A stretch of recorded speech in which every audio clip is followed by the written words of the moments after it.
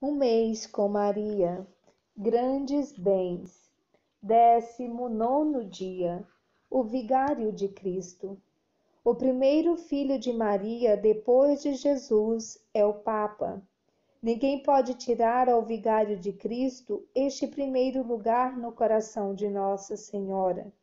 Se nós quisermos amar muito o Papa, devemos pedir esta graça a Nossa Senhora, porque quem o pode amar como ela?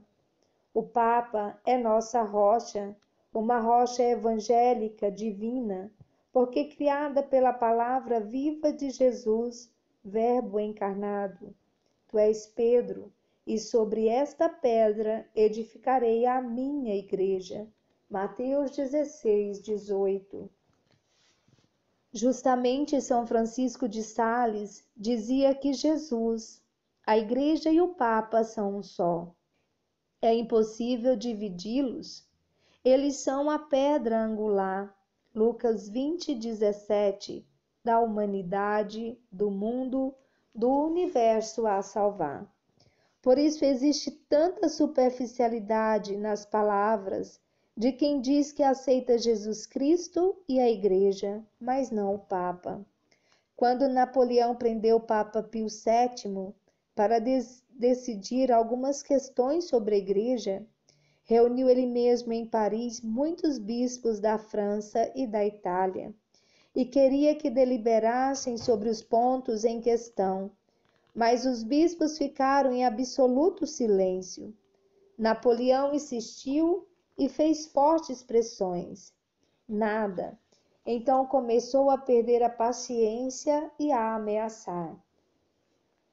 A esta altura, o mais ancião dos bispos se levantou e disse com muita calma: Senhor, esperamos pelo Papa. A igreja sem o Papa não é a igreja. Não se pode enganar. O Papa é o único mestre sobre a terra que nunca se pode enganar no ensinamento da fé e da moral. A fé romana, escrevia São Jerônimo, é inacessível ao erro, e é por isso que São Cipriano podia afirmar: a Igreja de Roma é raiz e mãe de todas as igrejas. Somente quem está unido ao Papa está certo de estar na verdade infalível daquilo que se deve crer e fazer para se salvar. É o próprio Jesus que quer a infalibilidade de São Pedro. Rezei para que não te falte a fé. Lucas 22:32. É Jesus mesmo que o que quer, nosso guia infalível. Confirma aos teus irmãos, Lucas 22:32. Por isto o Papa é o único mestre universal e que nunca perderá a fé.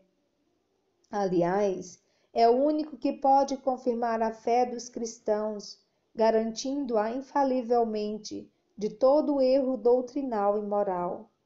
Neste sentido, sobre a terra, o Papa é o supremo teólogo, biblista, moralista.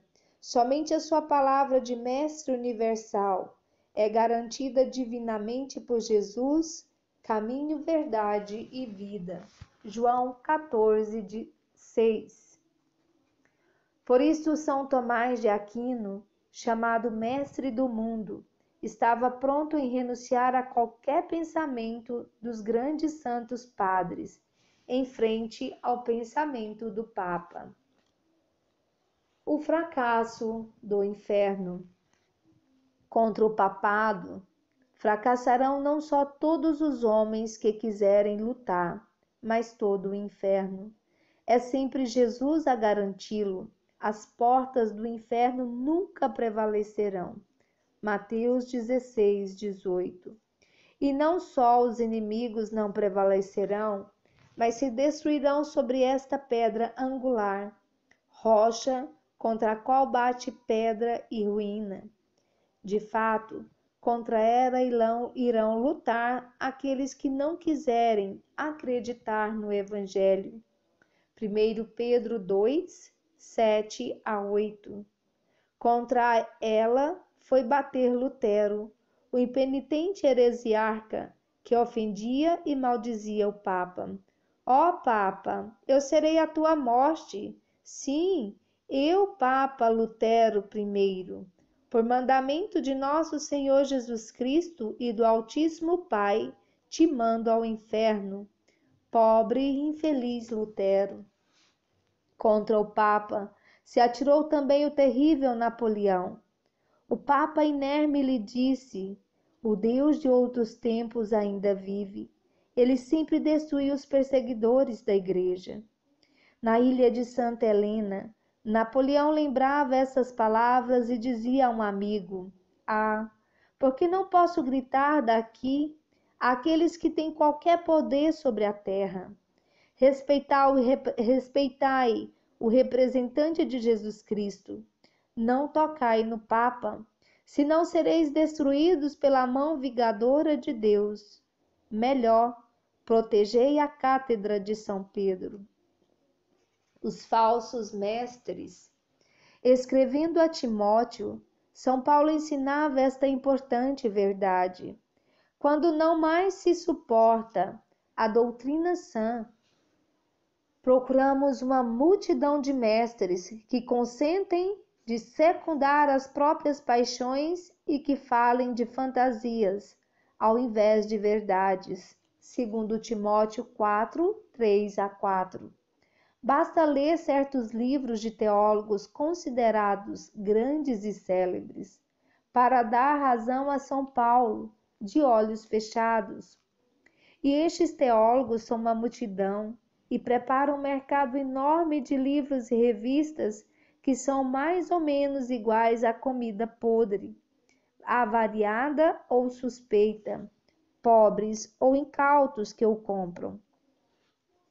Estes teólogos são os falsos mestres de quem fala com terríveis palavras São Pedro e São Paulo, em 2 Pedro, capítulo 2, versículos de 2-11, em 1 Timóteo, capítulo 1, versículos de 3-7, capítulo 4, versículos de 1-11, capítulo 6, versículos de 3-6, 2 Timóteo, capítulo 3, versículos de 11-7, capítulo 4, versículos de 1-5. Esses falsos mestres são chamados pelo Papa Paulo VI teólogos de quarto, e ao teólogos e deles, diz ainda o Papa, é necessário desconfiar, porque fazem naufrágio na fé. 1 Timóteo 1, 19. Rezar pelo Papa. A pequena Jacinta de Fátima, antes da morte, teve de Nossa Senhora uma visão, na qual se viu o Papa em meio de gravíssimos sofrimentos. A pequena vidente recomendou com todas as suas forças, da parte de Nossa Senhora, de rezar pelo Papa, de sofrer com ele e por ele, do dever de pastorear o rebanho universal. João 21, 15-17. Se sabe que sempre existiram almas generosas que ofereceram e dedicaram a vida pelo Papa. São Vicente Strambi, por exemplo, confessor do Papa Leão XII, se ofereceu como vítima para fazer viver longamente o Papa. E assim foi. O Papa viveu por outros 5 anos, enquanto São Vicente morreu 5 dias depois de sua oferta. Guido Negri, corajoso soldado, morreu acertado na fronte depois de ter oferecido a sua vida pelo Papa. Nós todos podemos demonstrar ao Papa o nosso filial apego, como demonstra São Maximiliano Maria Kolbe, que considerava cada vez uma entusiasmante graça poder ver o Papa, avizinhar-se, beijar-lhe a mão, como demonstrava São Pio de Pietrelcina, que queria ter sempre a foto do Papa ao lado daquela de Nossa Senhora, e pouco antes de morrer, escreveu uma carta ao Papa para renovar-lhe a sua total dedicação. Votos. oferecer o dia pelo Papa, dizer um rosário pelo Papa, fazer uma mortificação pelo Papa.